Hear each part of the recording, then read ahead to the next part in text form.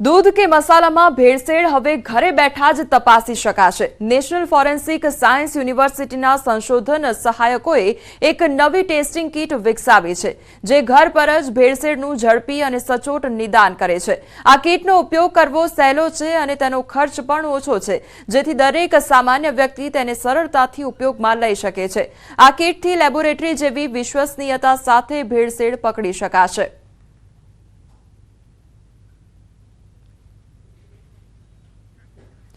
तो एनएफएसयूए तैयार करेली किट में एक खास प्रकारनी स्ट्रीप आपवामां आवी छे जे मसाला अथवा दूधना नमूनाने तपासवा माटे उपयोगी छे। नमूनाओ स्ट्रीप पर मूकीने तेना पर किटमां आपेलुं टेस्टिंग सोल्यूशन नाखवामां आवे छे। जो खाद्य पदार्थमां भेळसेळ होय तो स्ट्रीप तरत ज रंग बदले छे। साथे ज किटमां रेफरन्स चार्ट पण आपवामां आव्युं छे अने जेना आधारे भेळसेळनुं सचोट निदान करी शकाय छे। आ किट मात्र घरगथ्थु ज नहीं, खाद्य सुरक्षा माटेना प्रयत्नोमां पण उपयोगी साबित थशे। टेस्टिंगना प्रोविजन छे किटनी अंदर अने वधुमां वधु 2 થી 3 मिनिटमां रिजल्ट आवी जाय एटले एमां समय पण लागतो नथी। जे विकसावेलुं छे ए पण इकोनॉमीने ध्यानमां राखीने विकसावेलुं छे। दरेक व्यक्तिने सामान्य जनने परवड़े, दरेक व्यक्ति सुधी पहोंची सके। कोई गाममां होय, खेतरमां होय त्यां पण एनो उपयोग करीने चेक करी सके।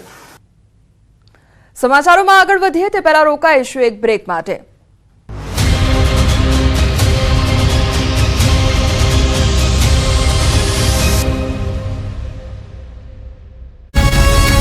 વર્ષ 2024 ને બાય બાય કરવા અને વર્ષ 2025 ને આવકારવા માટે યુવા હૈયાઓમાં થનગનાટ જોવા મળી રહ્યો છે।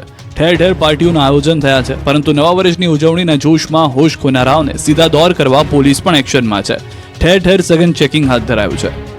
દારૂ પીને છાકટા બનતા શોખીનોને કાયદાનું ભાન કરાવવા માટે વલસાડ જિલ્લામાં આ વખતે પોલીસે વિશેષ એક્શન પ્લાન તૈયાર કર્યો છે અને જિલ્લામાં નશાની હાલતમાં કે દારૂની હેરાફેરી કરતા પકડાયા તો આરોપીઓને સબક શીખવવા પોલીસ અત્યારથી જ એક્શન મોડમાં જોવા મળી રહી છે।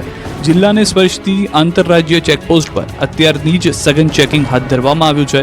દમણથી ગુજરાતમાં પ્રવેશતા નશેડીઓને પોલીસે પકડવાનું શરૂ કરી દીધું છે। વલસાડ જિલ્લા પોલીસે વલસાડ જિલ્લાને સ્પર્શતી 30 જેટલી આંતરરાજ્ય ચેકપોસ્ટ પર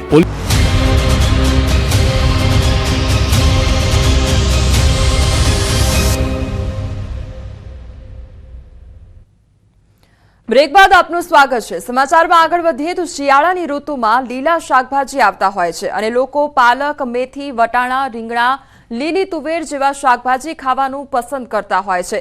ત્યારે શિયાળાની સિઝનના શાકભાજી 40 થી 60 રૂપિયા પ્રતિ કિલો વેચાઈ રહ્યા છે, જ્યારે સિઝન વગરના શાકભાજીના ભાવ આસમાને પહોંચ્યા છે।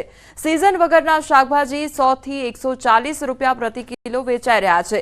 સિઝનલ શાકભાજીની માર્કેટમાં આવક થતા તેના ભાવમાં પણ સતત ઘટાડો થઈ રહ્યો છે, જેની સીધી અસર જગતના તાત પર પડી રહી છે। ખેડૂતોએ સસ્તા ભાવે શાકભાજીમાં ખોટ ખાઈ નિકાલ કરવો પડે છે, જેને કારણે ખેડૂતોએ રોવાનો વારો આવ્યો છે। શાકભાજીના વેપારીનું પણ કહેવું છે કે શાકભાજીના ભાવ ઘટવાના કારણે ખેડૂતોને કશું જ મળતું નથી। પાક પકાવ્યો છે તેમાં પણ મંદી આવી ગઈ છે।